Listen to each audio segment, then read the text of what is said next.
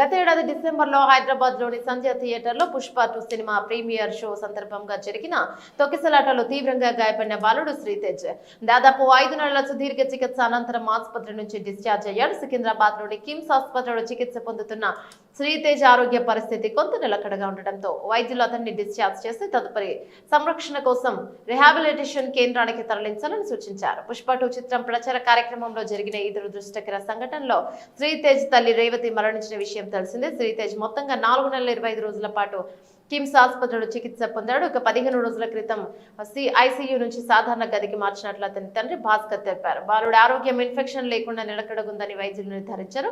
అయితే ఫిజియోథెరపీ సంరక్షణ కోసం రిహాబిలిటేషన్ కేంద్రానికి తరలించాలని వైద్యులు సూచించారు. అక్కడ సుమారు 15 రోజుల పాటు ఫిజియోథెరపీ అందించిన తర్వాత ఇంటికి తీసుకెళ్లొచ్చని వైద్యులు చెప్పినట్లు తెలుస్తోంది.